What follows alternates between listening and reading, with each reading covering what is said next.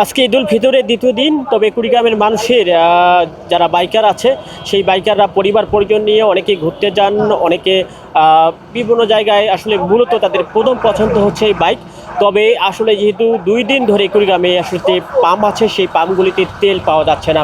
এই তেল না পাওয়া যাওয়ার কারণে এই বাইকাররা ব্যাপক অসন্তোষ প্রকাশ করছে এবং গতকাল থেকে তারা বিভিন্ন পাম্পে যাচ্ছেন, তবে তারা তেল পাচ্ছেন না। শুধু বাইকার ছাড়াও অন্যান্য যে পরিবহন আছে সেই পরিবহনের আসলে যারা চালক আছে তারাও বিভিন্নখানে যাচ্ছেন, বিভিন্ন পাম্পে যাচ্ছেন, এই তেল পাচ্ছেন না। আমি এখন কুড়িগ্রাম জেলার আসলে এসএস ফিলিং স্টেশনে আছি।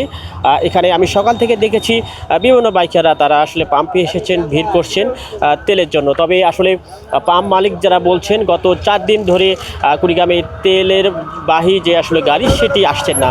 এই তেলবাহী গাড়ি না আসার কারণে এখানে বড় একটি সংকট তৈরি হচ্ছে এবং আসলে কুড়িগ্রাম জেলার আসলে তেল মালিক সমিতির সাধারণ সম্পাদক কাজল, তার সঙ্গে আবার কথা হয়েছে। তিনি আমাকে বলেছেন যে আসলে এই তেলবাহী গাড়িটি আগামীকাল রাত্রে কুড়িগ্রামে আসা কথা।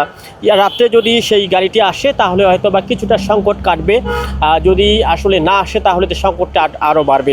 এই গাড়িটি আসলেই তখন হয়তো বা কালকে রাত্রের পর থেকে এই বাইকাররা কিংবা অন্যান্য পরিবহনের মালিক যারা আছে তারা এই তেল পাবেন। সব মিলিয়ে বলা চলে কুড়িগ্রামের আসলে তেল সংকট তীব্র আকারে বর্তমান ধারণ করেছে, সেটি জনমানুষের জন্য একটা ক্ষোভের সৃষ্টি করেছে সেটি বলাই যায়।